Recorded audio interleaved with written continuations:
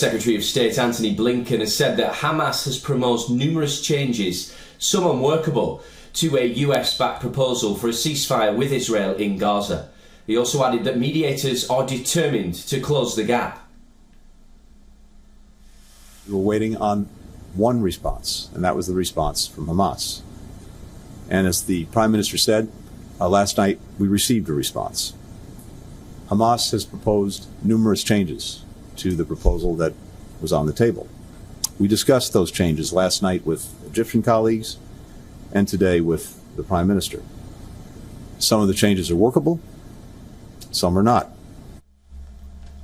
Senior Hamas official Osama Hamdan has denied that the group put forward new ideas. He reiterated Hamas's stance that it was Israel that was rejecting proposals and accused the US administration of going along with its close ally.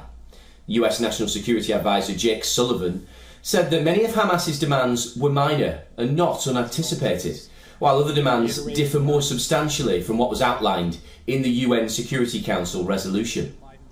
Blinkin also met Qatari Prime Minister Sheikh Mohammed Al Thani in Doha.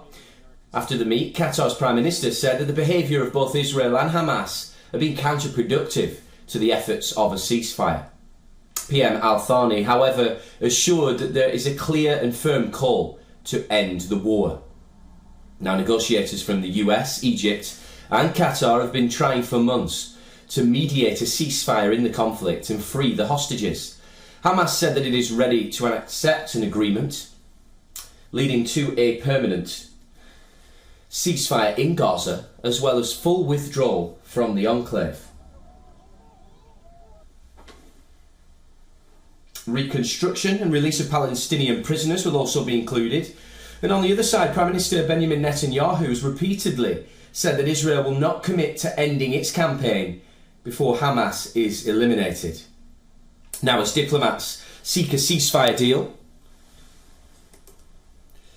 which seems to be in limbo, Israel is continuing its assaults in central and southern Gaza that are among the bloodiest of the war.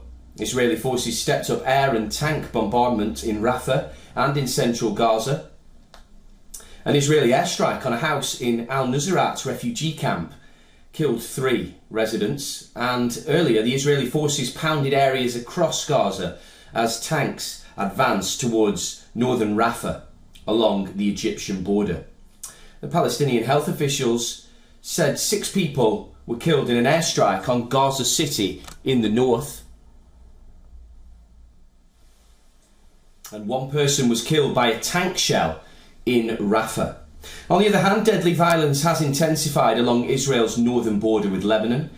Lebanon's Iran-backed militant group Hezbollah rained rockets on northern Israel, and this comes a day after an Israeli strike killed one of its senior commanders. Now, according to the Israeli military, 3 waves of around 215 rockets and missiles filled the sky over northern Israel. Hezbollah has also claimed more than 10 other attacks on the Israeli military, including one involving drones. The other campaign in the Red Sea, Yemen's Iran-backed Houthi rebels claimed an attack on an air merchant ship.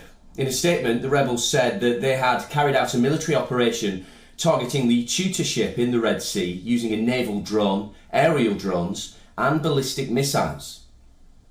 The ship was hit about 126 kilometres southwest of the rebel-held port city of Hodeidah.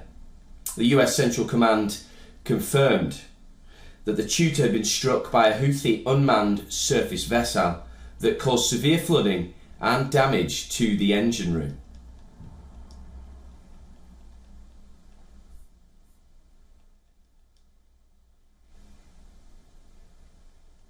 Well, for more on this, our correspondent Jodie Cohen sent us this report talking about Hamas's response to the ceasefire proposal. So Hamas's claims that their proposed amendments to the hostage truce proposal are not significant, but Israel views Hamas's response to its proposal as a rejection. An Israeli official has said that Hamas's response had changed all the main and the most meaningful parameters. Now, Hamas reportedly wants a ceasefire in the first phase of the deal, but Israel first wants Hamas's governing and military capabilities to be dismantled. Now, US Secretary of State Antony Blinkin has criticised Hamas's response to Israel's proposal, which Blinkin said was almost identical to Hamas's proposal from May. And Blinkin appeared to question if Hamas is negotiating in good faith. He suggested that some of Hamas's changes to the proposal are workable, but he also said that some are not, and suggested that if Hamas continues to say no, that the continuation of the war that Hamas started would be because of Hamas. Now, according to reports, negotiations are still likely to continue. Blinkin said that mediators are committed to bridging the gaps, but he said that that doesn't mean that the gaps will be bridged. Well, we've been hearing, of course, about the escalating tensions between Israel and Lebanon, and Jodie went on to tell us more about that. So on Wednesday, Hezbollah fired 215 rockets and several more missiles and drones towards northern Israel.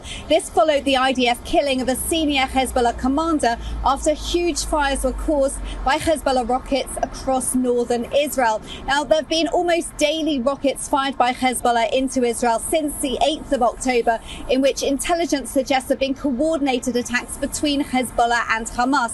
Meanwhile, Palestinian media is reporting that Israel has struck inside the safe zone in Gaza. The IDF denies those allegations. A UN report has accused Israel of crimes against humanity, and Israel's Ministry of Foreign Affairs has said that Israel is a democratic country defending itself from assault on seven fronts. And the report ignores decades of terror and rocket attacks on Israeli civilians.